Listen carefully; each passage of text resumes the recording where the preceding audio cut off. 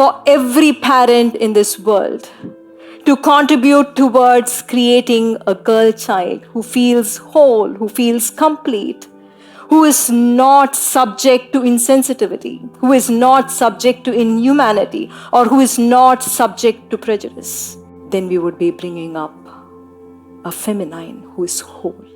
If we look at violence against women, it is at 3 levels.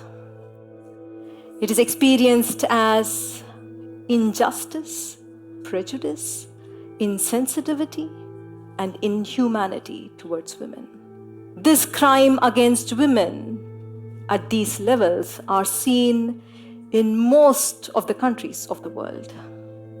Women is seen in respect to her body, to her face, to her weight, to her relationship towards man, her need for a soulmate. This is what is seen in every magazine, every book, or every movie that we watch. It is a very limiting experience or perception of a woman. But are we these limiting identities? Is there not an experience of immense power within us? Because if you see a woman as being a limited being, equated to one's body, equated to one's relationship towards man, physical and emotional, then we would be insensitive towards her. It is not about women being superior or inferior to men, just that she manifests her power in this world very differently than a man. It is not fight against men. If you go around the world, people narrate to me stories, very popular legends and myths. And a woman has been an integral part of every legend and a myth. She has experienced immense power and she has a huge voice in it. But over generations, it has been tweaked. And it has been seen that a woman is responsible for war, woman is responsible for strife, woman is responsible for downfall. But is this perception really true? In the Garden of Eden, Eve is supposed to be the temptress and Adam is supposed to be the victim. But is it true? In Iliad, Helen of Troy is supposed to be responsible for war, but not the bloodthirst, ambition, and lovelessness of Menelaus.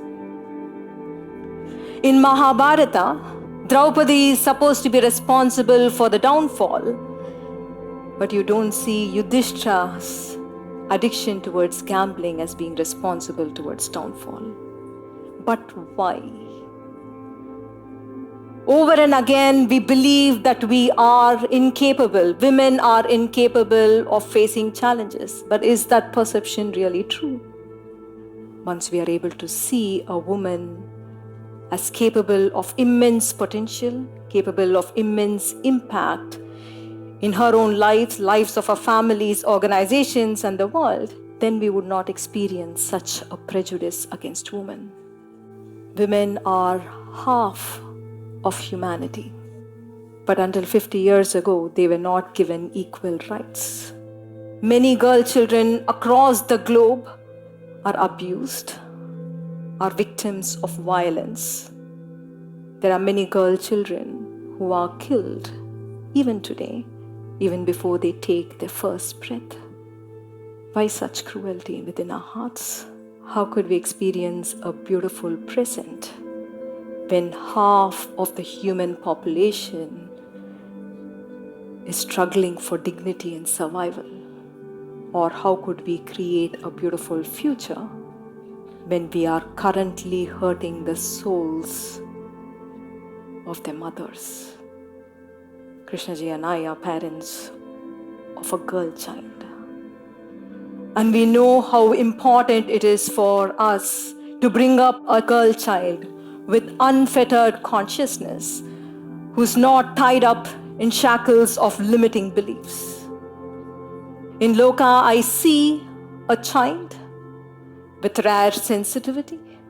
In Lokaa, I see a child with immense joy and decisiveness and great power. It is a request from Krishnaji and me for every parent in this world to contribute towards creating a girl child who feels whole, who feels complete, who is not subject to insensitivity, who is not subject to inhumanity, or who is not subject to prejudice. Then we would be bringing up a feminine who is whole.